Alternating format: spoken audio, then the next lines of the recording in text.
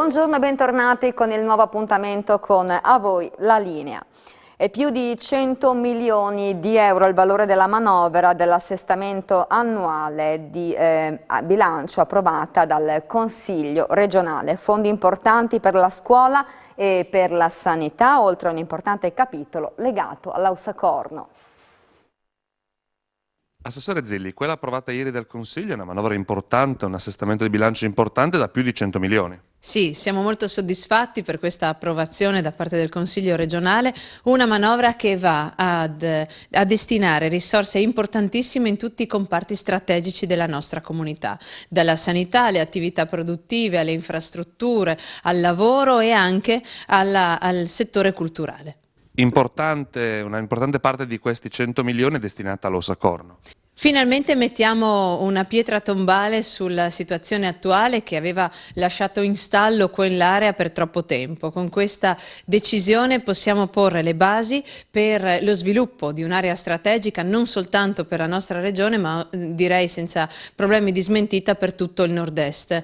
È fondamentale per noi poter inserire queste risorse per attrarre importanti investimenti in un'area strategica collegata al porto. E poi chiaramente si parla di sanità in questo periodo. 30 milioni di euro destinati ai fabbisogni delle aziende sanitarie regionali, ma soprattutto destinati a far fronte a tutta l'emergenza legata alla pandemia e soprattutto a strutturare ancora di più tutto il tema delle vaccinazioni. Poi ancora edilizia scolastica, fotovoltaico, sono veramente tanti i temi. Sì, la sicurezza dei nostri ragazzi nella vita scolastica prima di tutto. Abbiamo destinato 10 milioni di euro per gli EDR per mettere appunto in sicurezza sismica gli istituti scolastici e poi il fotovoltaico, anzi anche questo è un tema molto importante per quanto riguarda la tenuta della nostra comunità e le richieste che anche i comuni hanno formalizzato alla Regione. Con questa norma transitoria, in attesa che lo Stato recepisca le disposizioni dell'Unione Europea, andiamo a normare, a disciplinare il consumo del suolo, che è ovviamente ridotto per queste finalità.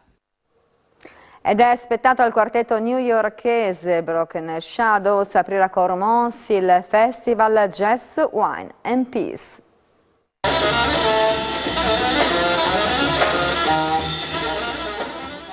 Ha preso il via al Teatro Comunale di Cormons il Festival Jazz and Wine of Peace, un inizio in grande stile con Broken Shadows, quartetto newyorkese di fama internazionale. La serata è stata aperta dai saluti della presidente di Controtempo, Paola Martini, e dal sindaco di Cormons, Roberto Felcaro. Entrambi hanno espresso una rinnovata gioia per la riapertura, dopo un anno difficile per tutti.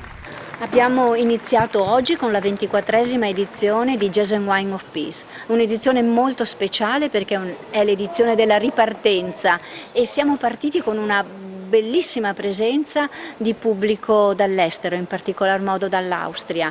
Ne siamo contenti, tanti sono i concerti, sono più di 30 concerti sparsi tra le cantine, dimore storiche, in abbazia, e in Slovenia come da tradizione, e come da tradizione l'offerta musicale che presentiamo è un'offerta di carattere internazionale, come è giusto che sia.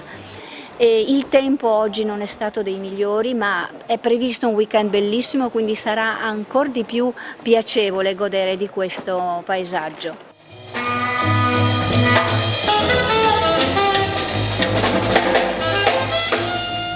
Abbiamo appena assistito a un grandissimo concerto dei Broken Shadows con Tim Berne, Chris Speed, Ray Anderson e Dave King, dove abbiamo visto che l'avanguardia jazz, soprattutto con pezzi riferiti alla musica di Ornette Coleman, possa essere super accessibile anche a un pubblico più non proprio addetti ai lavori. È un bellissimo concerto, moderno, dinamico, grande pubblico, grande risposta del pubblico. Quello che ci aspetta nei prossimi giorni sono concerti di altissimo livello. Domani sera ci sarà il quartetto della bassista malese Linda May Han Oh. Lei suona sia il contrabbasso che il basso elettrico, si ispira a Charles Mingus and the Jazz. Ocello, bassista che al tempo suonò anche con David Bowie, molto elettrica, molto moderna. Un concerto tradizionale ma con molta carne al fuoco, molto moderno allo stesso tempo. Ci aspetta sabato al Teatro Verdi di Gorizia un super concerto con due icone del basso e della chitarra, Dave Holland e John Scofield rispettivamente. Non hanno bisogno di presentazioni perché sono assolutamente dei miti. Abbiamo sempre sabato sera al Teatro di Cormons alle 21:30, avremo Lakecia Benjamin, artista newyorkese che farà col suo quartetto risuonare le musiche di John Coltrane e sua moglie Alice. Domenica avremo il quartetto di Nick Barch, pianista zurighese, con il suo quartetto super moderno, molto zen, molto legato ai numeri, una musica minimale ma allo stesso tempo dinamica, assolutamente un concetto strano, particolare da vedere. Lunedì abbiamo anche altri due concerti importanti, il pianista David Elbock, austriaco, con il suo trio con progetto New Cool, e alla sera il trio del pianista nordico bravissimo Bugge Wesseltoft. Abbiamo altri 12 concerti praticamente con i concerti minori, jazz and taste, concerti nelle aziende agricole, degustazione di vini e concerti di altissimo livello con musicisti locali e non, di assoluto prestigio. Vi aspettiamo tutti qui a Cormons, siamo qui, e per qualsiasi informazione www.controtempo.org, e un saluto a tutti, grazie.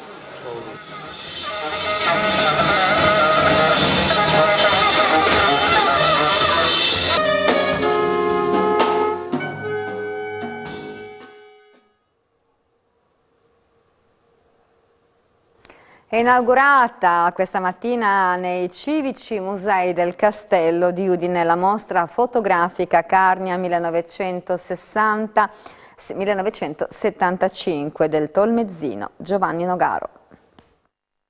Assessore, inaugura oggi questa parte della mostra del Museo della Fotografia dedicata alla Carnia. Perché questa mostra? Perché ci troviamo di fronte a un grande fotografo, a una grande persona, un grande uomo e un grande friulano, Carniel Furlan. Non ha mai strappato il cordone ombelicale Giovanni Edoardo Nogaro, che lo ha sempre legato appunto alla sua terra natale, a Tolmezzo e alla Carnia. Tra il 1960 e il 1975 ha realizzato un ciclo bellissimo di fotografie, di esterni, di interni, di case e di luoghi e di volti della Carnia, e qui è stata fatta una selezione, e dopo la mostra sui cosacchi che abbiamo presentato nella scorsa estate, e mi fa molto piacere proseguire con questa attenzione nei confronti della Carnia appunto, e ci sono delle foto che ci riportano indietro, che ci fanno venire davvero i brividi, perché vedete la miseria, il dramma dello spopolamento, donne e uomini erano tutti partiti, erano gli anni del secondo dopoguerra, quindi problemi enormi dai quali però la tenacia, la capacità eccetera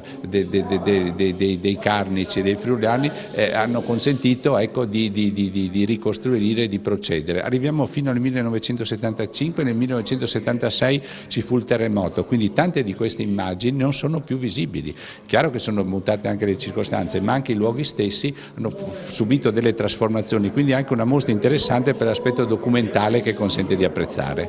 Nogaro, in queste foto vediamo tanti volti, tanti occhi e soprattutto tante donne, perché gli uomini non c'erano, erano tutti andati. E difatti erano tutti praticamente dagli anni 60, quando si voleva un po' risollevarsi dalla miseria, si era obbligati ad andare all'estero a fare gli emigranti, e si è andato avanti fino a un decennio, dal 60 fino al 70. E io ho cominciato nel 59 e ho finito nel 61, 2 anni a Zurigo, dal 58 al 59, 2 anni ho fatto. Per cui vuol dire che tutte queste esperienze alla fine tu le senti. Poi Milano mi ha dato molto, perché era una città unica, gli anni 68 io li ho vissuti sulla mia pelle, quindi ero lì e so cosa sono per averli vissuti. Sentir parlare adesso un giovane così, parlare del 68 è un'altra cosa, parlare è un conto, si riceve notizie, ma come me l'ho vissuto, ero lì, i primi anni che facevo il fotografo e devo dire che ho avuto successo subito, probabilmente mi sono anche impegnato molto e quindi a Milano se ti impegni prima o poi riesci a far strada, sicuramente. Torniamo a parlare di queste foto. Sì. Abbiamo detto che ci sono tante donne, ci sono delle foto a cui è particolarmente legato, abbiamo visto quella dell'emigrante. Prendiamo questa, che c'è una donna che scava la fossa. Perché? Semplicemente perché in quel paese lì non c'era neanche un uomo che potesse farlo. E allora a quel punto si è presa c'era stato il morto e bisognava seppellirlo. E lei io sono passato di lì, c'era anche un po' di pioggerellina quel giorno e ho scattato la foto giustamente perché capivo che era una prova mica male, più prova di vedere una donna. E qui eravamo nel 63, eravamo in una vallata che è, diciamo, il paese Prato-Carnico, ma non ne vorrei fare il paese perché dopo potrebbero additarlo come un paese che ha risentito molto della miseria. In realtà tutti i paesi hanno sofferto in Carnia, quegli anni lì poi. Quindi questa foto è un'immagine della Carnia di quel decennio, rappresenta tutta la Carnia. Soprattutto in un paese dove casualmente non c'era un uomo per poter scavare, il morto c'era ma il becchino no, ecco, non c'era, era all'estero a lavorare, per cui più emblematica di così non lo so io, è il massimo. Infatti adesso l'ultima prova, quella lì stampata un po' meglio di quella, ce l'ho addirittura nella mia cucina a Milano, nella cucina l'ho messa perché per me ogni volta che la vedo mi riassume un po' tutta la vita di questi anni, che sono stati abbastanza duri. Poi ho proseguito col digitale. Negli ultimi 15 anni ho girato tutta l'Europa, Berlino, Parigi, Londra, poi i paesi poveri tipo la Moldavia, l'Albania, li ho fotografati anche quelli tutti e ho fatto stavo via mediamente 15 giorni, un CD per ogni nazione curato da me, tutto. Grazie a Marco Pasquariello, qualche istante di pubblicità e torniamo subito con voi.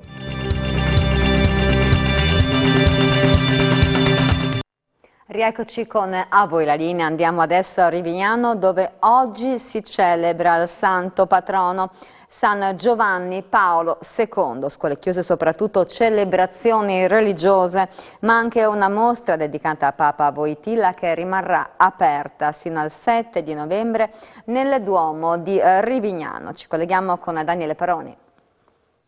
Grazie della linea, siamo nel Duomo di Rivignano dove oggi si celebra il santo patrono San Giovanni Paolo II. Alle mie spalle io ho avuto il piacere, il privilegio di, proprio Monsignor Brida mi ha fatto questo regalo, ha portato questa veste negli studi di Telefriuli quando da pochi giorni era arrivata qui a Rivignano. Monsignor Brida, oggi è una giornata importante per Rivignano. Sì, è la giornata del patrono del nuovo comune di Rivignano Teor e quindi dal 2014 ogni anno il 22 ottobre si celebra proprio come va celebrata anche con la chiusura degli uffici, delle scuole per la gioia insomma, degli studenti e dei bambini. Ma al di là ecco, della battuta è molto bello onorare questo patrono, siamo anche veramente sempre più contenti che anche il Comune abbia accolto questa proposta di metterlo proprio a protezione di questa fusione che c'era stata nel 2014 tra i comuni di Rivignano e Teor e questo patrono comune non poteva essere altrimenti perché è stato colui che ha cercato di legare i popoli pur mantenendo le loro identità, valorizzando tutti i popoli della terra e andando in tutti gli angoli della terra a dire che voi siete importanti per Gesù e per il Papa.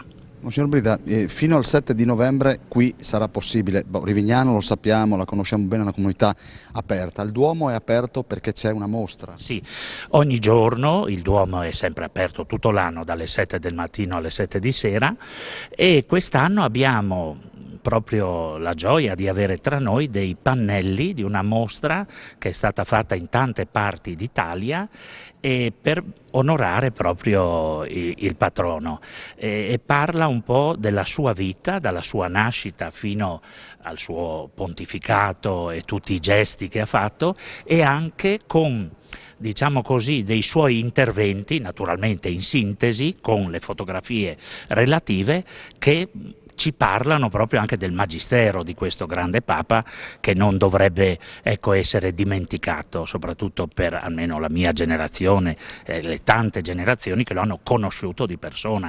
Teniamo presente che nel 2022 poi saranno 30 anni dalla sua visita in Friuli, insomma, no? E quindi ecco, questa mostra un po' ci aiuta a capire l'uomo e il Papa soprattutto e anche a far tesoro, perché tanti interventi che lui ha fatto ormai tanti anni fa sono di un'attualità strepitosa. Grazie Monsignor Brida, ricordiamo ovviamente il Mandi allo Stadio Friuli, all'epoca si chiamava ancora Stadio Friuli di Papa Wojtyła e mi piace chiudere mostrandovi questa l'ultima veste indossata dal pontefice, vedete le tracce sulla parte sinistra della sua sofferenza, alla destra c'è quella teca, c'è la gigantesca teca che è stata donata da dei benefattori che non sono lontani da questo Duomo e alla sinistra ci sono da una parte i cappelli di San Giovanni Paolo II, dall'altra un'altra grande santa, Santa Teresa di Calcutta. Da Rivignano è tutto, restituisco la linea. Grazie a Daniele Paroni. Ed è aperto in forma straordinaria per le giornate del FAI, il chiostro dell'ex convento dei padri domenicani a Cordovado. Durante le visite i volontari del FAI hanno anche narrato la leggenda della Madonna, apparsa una popolana che poi fece erigere un santuario. Aperto grazie alle giornate del FAI a Cordovado il chiostro di Palazzo Cecchini Mainardi. L'immobile, dapprima sede dei cappellani officianti nel santuario, fu poi utilizzato come convento dai padri domenicani dal 1714 al 1806. Il palazzo fino ai tempi antichi era sede dell'ex convento dei Domenicani. Oggi la struttura è sotto la gestione del comune. Questo chiostro oggi la particolarità sua è che è aperto appunto al pubblico, ai cittadini di Cordovado, ad esempio per quelli che frequentano l'oratorio, il catechismo e anche sede degli scout. Adiacente poi al chiostro c'è questo immenso parco verde che appunto al tempo era ombrolo e ora si conserva nella sua naturalezza. Accanto al chiostro e al palazzo sorge un santuario edificato, come narra la tradizione locale, dopo l'apparizione della Madonna a una popolana. All'esterno, prima di recarsi all'interno del chiostro, il Palazzo Mainardi, sulla sinistra prevale questa grandissima chiesa, il santuario della Beata Vergine delle Grazie. La particolarità di questo santuario è che nel 1562 una popolana di Cordovado ebbe un'apparizione, l'apparizione della Madonna, la quale le indicò che era necessario costruire un edificio sacro, un luogo sacro a fianco del palazzo. Ovviamente la popolana non fu creduta inizialmente, ma col tempo poi appunto i cittadini si mossero e la chiesa venne eretta. E rimaniamo sempre a Cordovado con i volontari del FAI per scoprire un altro particolarissimo luogo sacro che si trova a Madonna di Campagna. Ci troviamo a Madonna di Campagna per la visita alla chiesa Santa Maria di Campagna, realizzato nel 1498 e appunto la realizzazione è stata conclusa nel 1526, come si può vedere su una della mattonella che si trova all'interno appunto della chiesa. Sull'altare c'è il dipinto della Madonna allattante incoronata appunto da degli angeli. Non è da fresco originale, perché quello originale appunto si trova in centro a Cordovado, e sulla parete destra si trova appunto un affresco di San Francesco con il lupo, commissionato appunto dal padre Guardiano, e realizzato probabilmente per scongiurare il pericolo dei lupi che c'era comunque in quel periodo a Cordovado e anche nelle zone limitrofe. Ci sono delle opere che sono state messe in due altari, quello di destra e di sinistra, che erano vuoti all'inizio e sono opere comunque di una collezione privata. La chiesa è privata, non è visibile, è stata aperta in questi 2 giorni appunto per il FAI e viene aperta il 1° maggio. L'ex convento era appunto dei francescani, ha funzionato per un bel po' e ora appunto fa parte del circolo, e l'unica parte antica che è rimasta è un camino che è rimasto intatto da quegli anni lì. Si visita inoltre il circolo ippico che si trova dietro, che è diviso, è un po' proprietà privata, e alcune parti sono anche visibili al pubblico. Allora, grazie a questi giovanissimi apprendisti ciceroni del FAI che si sono impegnati nel fine settimana appena trascorso nel raccontare la storia di questi luoghi meravigliosi del nostro Friuli. E a voi la linea oggi termina qui, io vi ringrazio, vi saluto e vi ricordo che l'informazione in diretta su Telefriuli torna con il TG delle 16:30. Un buon pomeriggio.